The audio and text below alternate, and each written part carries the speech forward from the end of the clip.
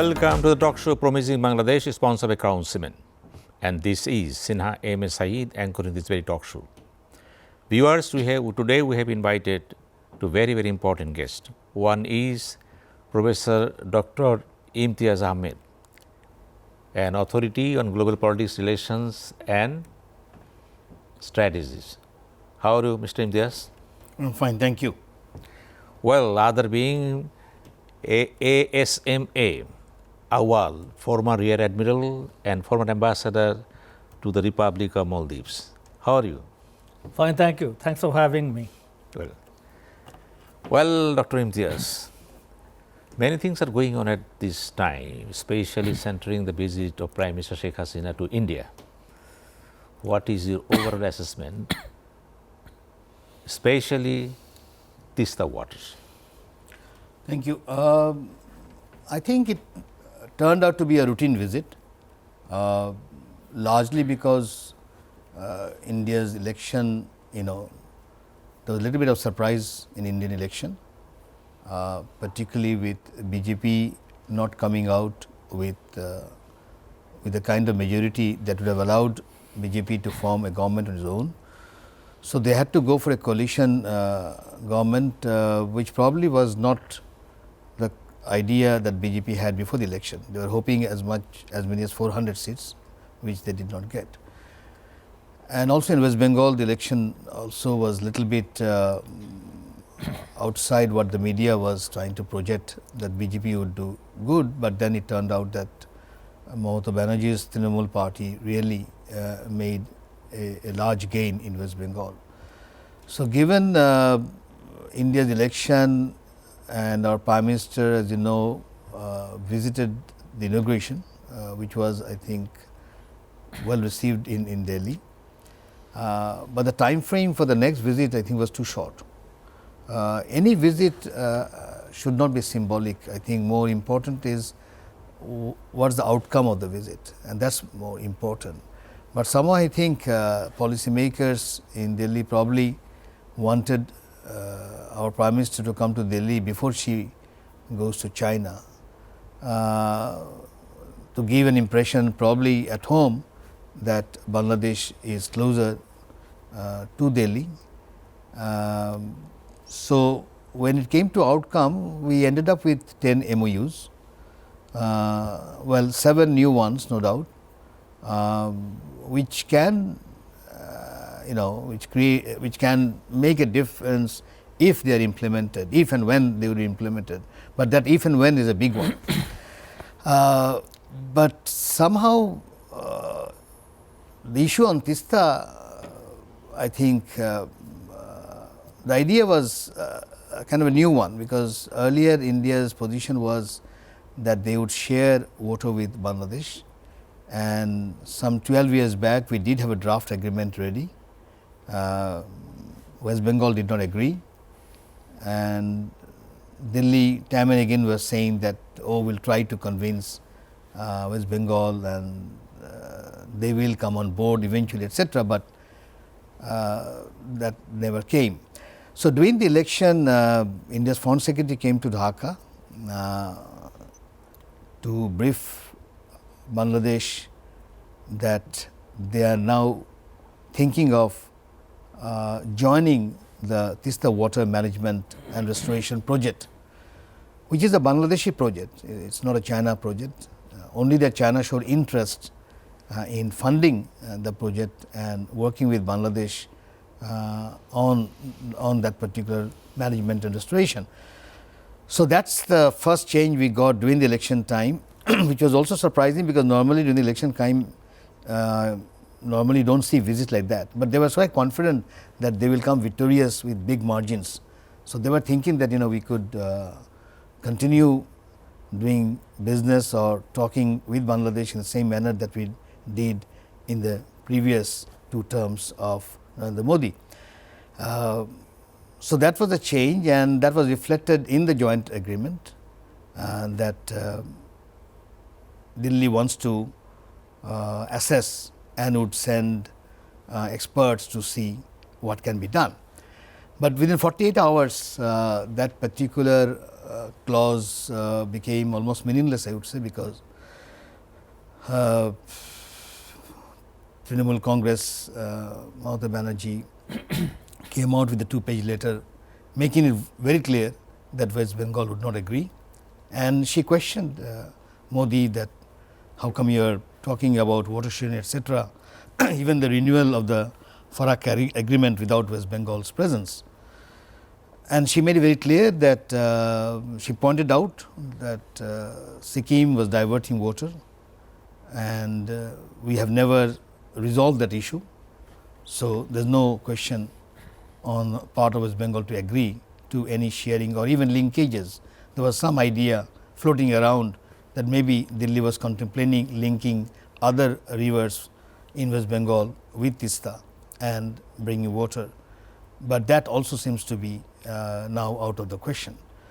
So, I guess Bangladesh now has to decide what Bangladesh should do. I think it's over 12 years and we have suffered quite a lot, because in the winter season there is hardly any water, and the reason there is no water because you have around 26 live hydro projects built in the Sikkim side of Tista, and that is the reason.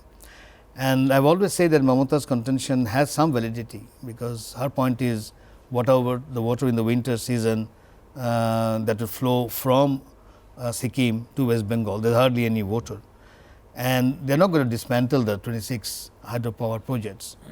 So, the question is that we now, with the letter and whatever was floating around, I think Bangladesh now has to decide what to do. And I think it is quite clear, because over the years our negotiation, we tried our best. I think the sharing arrangement, which was something like around 40% for West Bengal, 30% for us, the rest for the river, but that also is unacceptable for West Bengal.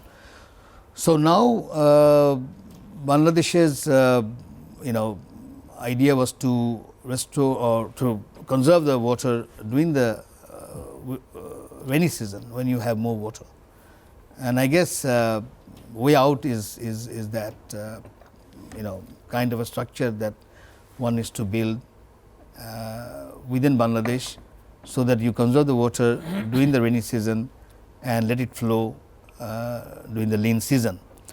But for that you need nearly, and the calculation was done, $983.27 million, almost $1 billion, and that is where China comes and says that we are interested, quote unquote, and they did an assessment, I believe. So, now I think Bangladesh has to decide what to do given Mamata's letter.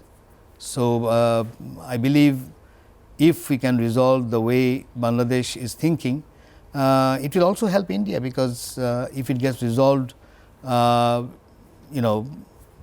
even with China's support, I see almost like Padma Bridge. The World Bank did not support Padma Bridge, but that did not, when it was built, it also helped India. I will come to you again.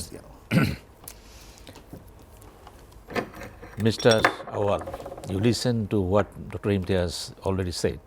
The most important thing is that Mamata Banerjee has taken his stand. This is very much, I say, it is originally a stand he took. We have seen during the time of Congress government headed by Manmohan Singh, she played the same bugle. Again, after the election, she is speaking with the same voice. What is your overall focus? Thank you. Regarding Mamata Didi, she is in her own way, she is probably right. She has her vote bank to satisfy about this thing, but about the water sharing issue with Bangladesh, the argument she is giving, in her way it could be okay for her, that where is the water? There is no water. So, from Bangladesh we have to ask her that where is the water has gone? It is an international river. It has to have water. The river has a requirement to survive as a river, it must have water. Then it's a national river. One country just cannot withdraw the water unilaterally. That must not be done. is the international law. So, whenever this question is coming that there is no water, so that you have to go back to that, and it's our life and death issue. We have 54 rivers. What I would say that we should talk like this: 52 plus 2, because 2 are we are dealing with, Tista and Ganga, we are dealing with. Now, with our position, not only the Tista barrage, the Ganga project, Ganga water sharing, that agreement, that is also coming under problem. And if Mr. Nitish Kumar, he tries to defend his interest in Bihar, then we'll have serious problem with the Ganga agreement renewal. So this is, this visit has, exposed many issues which must be addressed. So her position, whatever she is saying, is for her rhetoric, it's okay, but it's not acceptable to Bangladesh, because you don't have water, there has to be reply that why there is no water. If there is no water, there has to be effort to bring water from other side. Contrary to that, in 2011 it was ready for signing because of her not being included in the entourage of Prime Minister Manmohan Singh. It could not be signed. After that, 2011 onward, unilaterally the water has been withdrawn. Now the West Bengal is now planning for 2 canals to be dug, and one is Coach Behar and other probably Shilaidao, something like that. 2 new canals they are trying to dig to take the water. So how the water will remain? And what is she is saying, that if there is a renewal of Ganga and Tista agreement goes ahead, she will do movement in West Bengal and throughout the country. So this is something which I think earlier the narrative is to be from our side also. No, they have some problem internally, this, that. But I think this time our Prime Minister has clarified that that's internal problem of India. I have nothing to say on that. So let it be solved there. But if it is not that, that's what I'm telling, 52 plus 2. Let the 2 be solved, Tista and the Ganga renewal. If these are solved, then we can approach the rest of the 52 rivers. But if these are not solved, one is Tista is no water. Same is the problem with all the rivers. Say the Brahmaputra, the basin, out of 16 rivers, 12 rivers are blocked. It's no water situation. So that's the overall scenario of not having water. This is our life and death question. They, Indian side sometimes say, no, we have serious problem, what to do. Our states are fighting with each other. That's fine. But what about China? They are trying to, manipulate the Brahmaputra basin. They will going to withdraw that. No, that's not correct. If that is not correct, then whatever is happening in your side, that is also not correct. So we have to go for the basin-wise management, water management. That was the understanding so far. But if the proposal is that India will join only in the Bangladesh portion of the Tista river for conservation and preservation and digging all this thing, then it's not the basin-wise. It is inside Bangladesh. It is a Bangladeshi project. So there the difference. And Mamata Bandyopadhyay, she has her own standing and she is steadfast on that. And her playing with the BJP is not new. She had been earlier with the first BJP government. There was a coalition government. So at that time, it was 3 characters. I draw your attention to a comment Professor Imtiaz said. Mamata's logic has contention. Then definitely he has some contention, otherwise he could not have proceeded such a long way.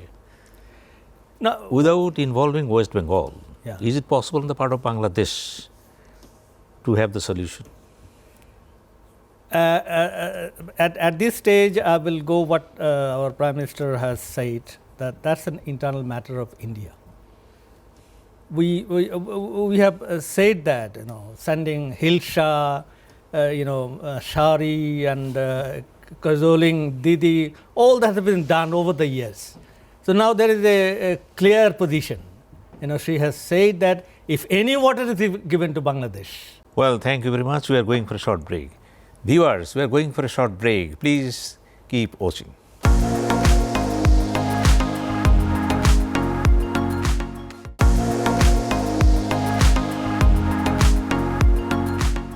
We are again back to the talk show. Promise Bangladesh is sponsored by Crown Cement, and this is Sinha Sayeed anchoring this very talk show.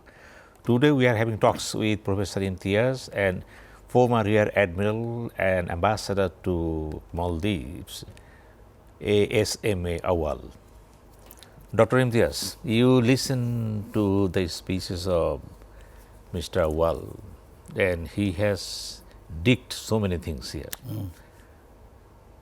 Same question to you. Do you think, without carrying West Bengal, any long-term agreement can take place between Bangladesh and India?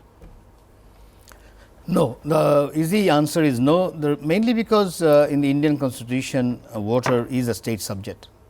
Without states concurrence, there is no way Delhi can sign an agreement. It will not hold. So, I guess we have to find our own solution. I just want to point out, there was another river where agreement was done, and that was Kushiara in the Sylhet, Assam area. So, we actually have two agreements, the Farakka agreement and an agreement on Kushiara. This should have been the third one, but it's now quite clear that it's not going to happen. So, I guess we have to find our solution, and I'm sure our Prime Minister knows what to do. And the reason is quite, it's not so difficult to understand, because as some research tells that 20 million people gets affected. In some research even higher, some point as many as 30 million people gets affected during the winter season. And it gets dried in winter, actually out of, I think I can give you the exact figure, the number of, if you take the whole river, which is inside Bangladesh, the Tista river I am talking about, 115 kilometers inside Bangladesh. Out of that, 102 kilometers dries up. And, literally you can just walk on Tista. So, it has to be resolved, and if it can be resolved, one can see the economic benefits that Bangladesh will have. So, I guess one way would be the way Bangladesh has thought about it to conserve the water. Now, here, there is no reason to see Bangladesh, India and China's position from zero-sum standpoint. We almost, when it comes to China and India, we always see it as a zero-sum, that one has to go and other has to stay, something like that. Not necessarily. China and India, they have interesting relations. Yes, they have problems in the territorial issues, in Aksai Chin, and then of course in Arunachal Pradesh, which is South Tibet to China. So, you have all those problems, but still this year India's largest trading regime is China. It has surpassed even the United States. The two countries, they are together when it comes to Russia-Ukraine war. They have absolutely remained together throughout. They are together in BRICS. Even on the issue of Myanmar, all the votes, if you look at the voting pattern in the United Nations, they have voted in identical manner. So, in this multipolar world, and I have always said this multipolar world will be a fluid multipolar world, it is not going to be a rigid multipolar world, and that is because of globalization. The globalization connects you in a way where you can't, think in terms of the 19th and 20th century capitalism. It has evolved through capitalism to a different kind of economic structure. And so, in this multipolar world, I think there are greater options and of course, a win-win situation if you can really handle your negotiation well. So, if Bangladesh decides to conserve the Tista water within Bangladesh territory, and of course, it will require massive infrastructure investment. If India wants to join, it can, and I see no reason why. If China, India, even Japan, it can be a consortium also. Thank you very much. I'll come to you again. Mr. Awal, you know very well you are a man of Bangladesh Navy.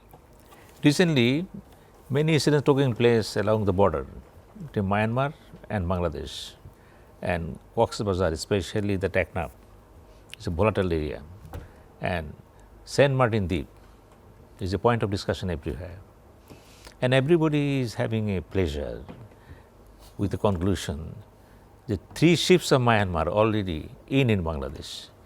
Being a former Rear Admiral, what is your assessment? Thank you. Now, this issue, if I recall, since my days in early 70s, I started going to sea. These issues we had been, facing. But in those days, there was no social media, there was no, mobile phone. You can just take a snap and give it to the social media. It goes viral. So, what you have to understand is the Navy, along with its auxiliary force, the Coast Guard, is a very unique force. For other branches of the armed forces, Air Force and Army, Air Force is a joint. Navy has also the Air Force. Navy has to operate with the organic air capability or supported by the Air Force. So, in their case, they have to be confined within their base or cantonment. The only time they go out if there is an operation ordered by the government or there is a training. Other than that, you don't go out. But the Navy is a force, is a the 24/7 and 365. Your sea area is a featureless. There is no border pillar, nothing. You have to go for a naval presence mission. It is globally. You have to be there to claim that it is my area and make sure that it is safe. You are holding, sovereignty and various rights there.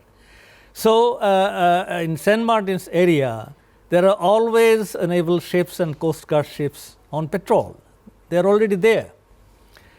Now, whatever is happening in Myanmar, you have to follow what is happening there. Is it a fight with Bangladesh? No. It's a fight between Arakan Army or Three Brother Alliance and the Myanmar junta, Tatmadaw. And they say tomato, sometimes Myanmari local language they say tomato. This tomato and their rebels, they are fighting. Now, had it been a situation, if you draw a graph over the last, say, 3 years, you'll find at least 3 blaps where airspace violation, the shell falling on Bandaraban area, or people being killed and injured, something like that, tension in the area. There are 3 blips. So, going by the populist thing, we should go for a war. All those things should go to war. So, this is in that sequence it has come, because the Arakan Army has made a significant move. They were taking over at that time the Mangdu. They were encircling and taking over. and they are now almost many hurdles they have to go forward, but they have made a move. The SATV Army Command is still there, so it is not over. But what has happened in the process? The land route coming, the supplies or the support through the land route became difficult. Another thing is the navigation. When from Teknaf to St. Martin's we were going, upper side of the northern side of the North River, it has become shallow. So at that time, the vehicles, the watercraft, they come very near while going towards St. Martin's or going out, very near to the border line. It's almost cross like that.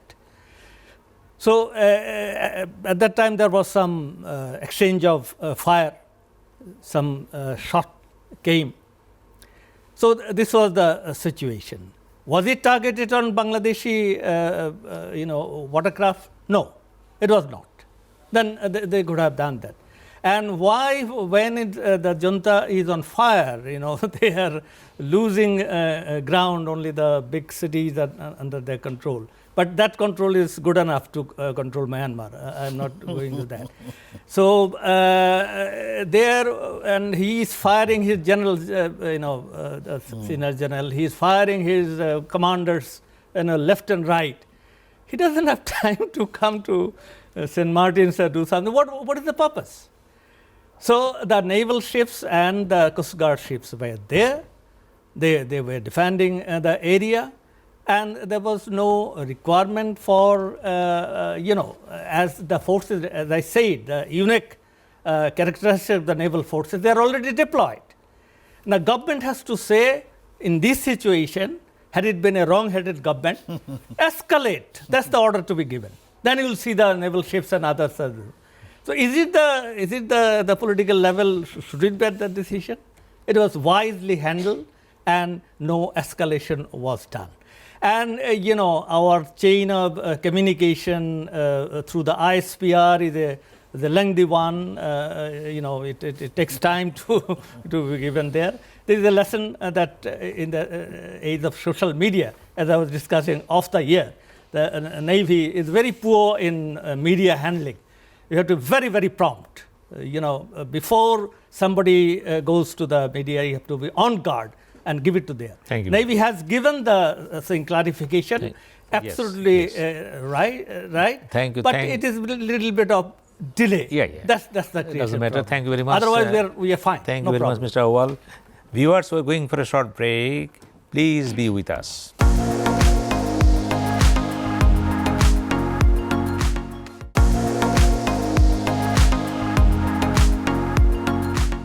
We are back to the talk show Promising Bangladesh, and we are having talks with Professor Dr. Imtiaz and ASMA Awal. Is the former ambassador and rear admiral of Bangladesh Navy. Well, Dr. Imtiaz, what about the budget recently going to be passed on 13th of this month? No, I think there's nothing dramatic in this budget. I guess the expectation is Bangladesh ought to attract investment as much as possible. So we need to wait a little bit to see how far the government would be able to attract investments, because that I think is very critical, not to mention the issue of inflation and other things. But one of the biggest, I would say one of the biggest problem I see is the issue of money laundering and the corruption. And I've been saying this for quite some time, that even if you take corruption, all countries, even developed countries, they have high corruption. It's only that it's so high up, it doesn't affect regular, people. Let's put it that way, or regular functionaries. They are not really bothered, but it's a big corruption, and also in billions of dollars. And the point is how we are going to analyze corruption, because if you look at the lobby system that you have in the United States, for example, there are critics in the United States would say that this is also a corruption, because the lobbies, they pay and you have to do whatever they do. So so there are countries which also have different kinds of corruption, but in our case the problem is more acute, mainly because the corruption money doesn't stay in Bangladesh. If it was reinvested in Bangladesh, I'm not trying to support corruption, but I'm just giving you a scenario that if it was reinvested in Bangladesh, at least there would have been some casino or some hotels or something, and there would have been some employment. The problem here is our corrupt money goes abroad, and ironically it goes abroad to the developed countries, which preaches transparency and corruption-free world. Bulk of the money, as report shows, UK is a very big destination. Canada, US, these are the destinations, even Germany, which supports TIB, but some of the money also goes to the European countries. So my point here is we need to work out with these countries actually how to stop the flow of this illegal wealth, because if you find avenues, and the recent cases, the big cases that we say, you have seen that they have taken much of their funds outside Bangladesh, and the point is there should be some mechanism, some legal efforts or some discussion with those countries to sit down and to see how it can be resolved, because yes, corruption is there, but if you look at the volume of the corruption, I always say the problem is always with the high corruption. And I want to divide this high and low, because if it is low corruption, the low corruption, the money stays actually in Bangladesh, because it gets rechanneled in the market. If it is very low corruption, low level corruption, but the high corruption, that money goes outside Bangladesh, and that is where I think we need to brainstorm quite a lot and to see how it can be stopped. Thank you very much. Mr. Awal, what is your study on the coming budget? The budget will be passed tomorrow with the day after tomorrow on the fund fair, and Dr. Imtiaz has mentioned about it. It's difficult to give a budget when we are under economic stress, and this stress is not with us, it is also with other countries, but we have some issues that some of our own follies that needs to be corrected. What I'd like to mention is that if you look back when Sri Lanka went bankrupt, so there was a huge hue and cry. And then there was a meeting at the Prime Minister's office where all government officials and others, they were called to give their views. So there our officials, they started making speeches like politicians sometimes, and the Prime Minister listened to everybody. Rhetorics and all this Bangladesh cannot become Sri Lanka and all this. But she put her nail on the right point. She said that maintain the reserve.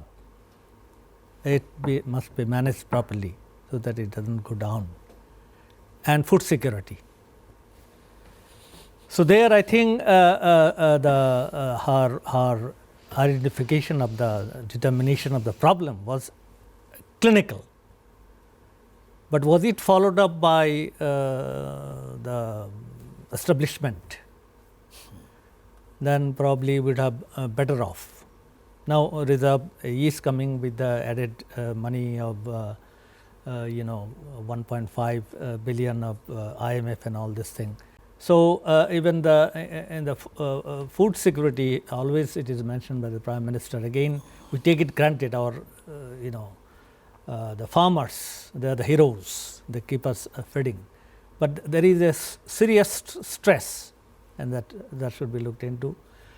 And you know, if you make that determination that the reserve has to be maintained to a certain level, then all the leaks have to be stopped.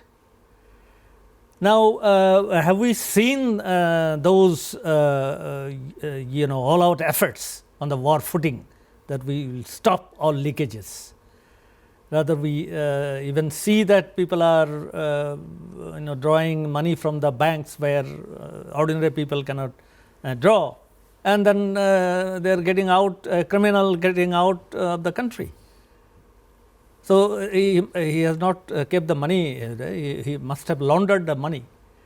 So there I'll go back to the position that the Prime Minister's orders must be followed. That is not done. I think their monitoring is required.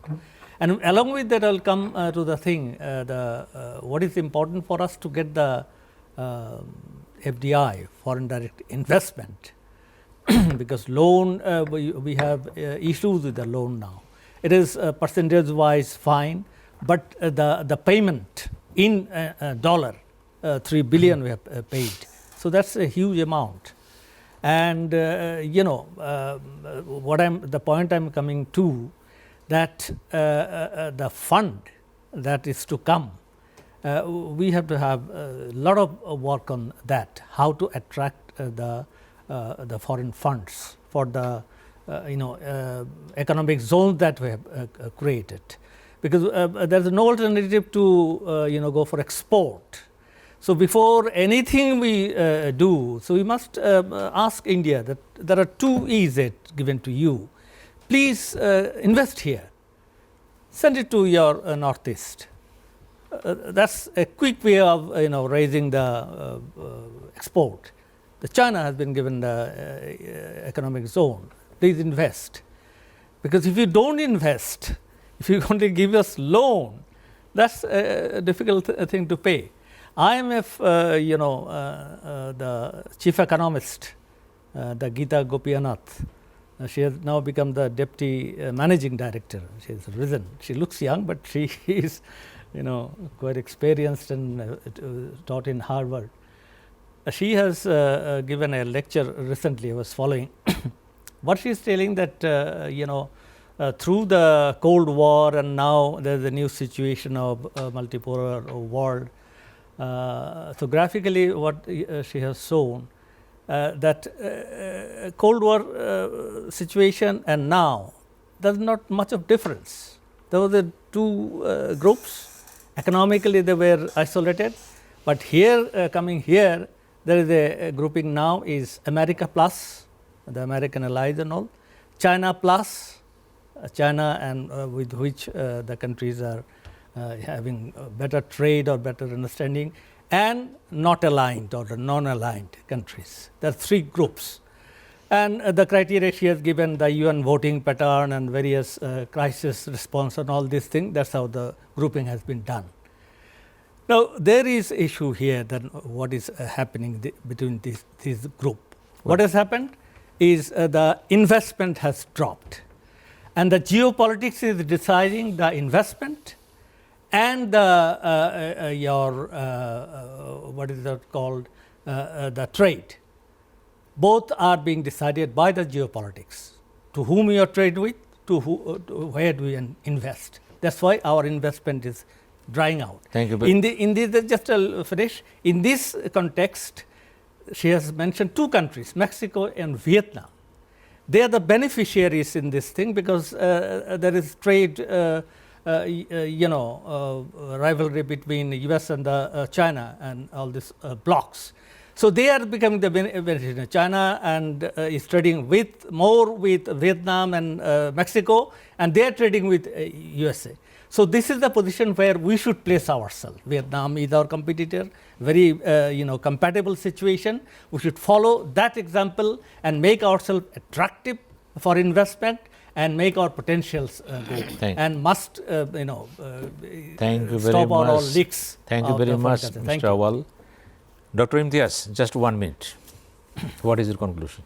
No, I think when it comes to economy, I've always maintained that it's important to involve the diaspora. Somehow we have not, there are some linkages with the diaspora, and in some sectors, in IT sector there is some linkages, but not in all sectors. I think there is a big potential if we can involve the diaspora, because there are meritorious people in the diaspora, and we cannot change overnight our education system or health system. If we really want to improve, I think one way of doing that would be to link the diaspora and to see how it can be done, because that is one option I think should be explored. Thank you very much, Dr. Imtiaz, and thank you very much, Thank you. former Rear Admiral ASMA Awal. Viewers, we are about to end this talk show, and before ending this talk show, I have to summarize what the two giant speakers spoke here, opined here, and commented here. Basically, both of them are very much patriot from their own standpoints, and they believe that the relation between India and Bangladesh is a solid one. And what is happening within India, especially West Bengal and the central government, to some extent, it is the liabilities of the central government. But it is very easy to say what Dr. Imtiaz says. This has to be settled for the sake of bigger interest. India and West Bengal cannot be away for a long time. They has to be united on question of Bangladesh. But before that, what Mr. Mamata Banerjee is uttering again and again, that has to be taken into account. Whether there is any reality or not, if there is reality, that's a different chapter which should be discussed elaborately and at length. At the same time, ASM Rear Admiral Awal, who is also a former ambassador to Myanmar, he believes Maldives and he believes the issue between Bangladesh and Myanmar is not a serious one at this very moment. That happened just few days ago. Saint Martin is always safe. There is no attack from Myanmar. But so many things taking place in the media, social media, and that is a different purposes. Most of the people talking about these thorny issues may not be well equipped with the data and information. And about the budget, both Dr. Imtiaz and Mr. ASM Awal feel that there should be strict control from the standpoint of the government, so that it can easily implement what the budget says.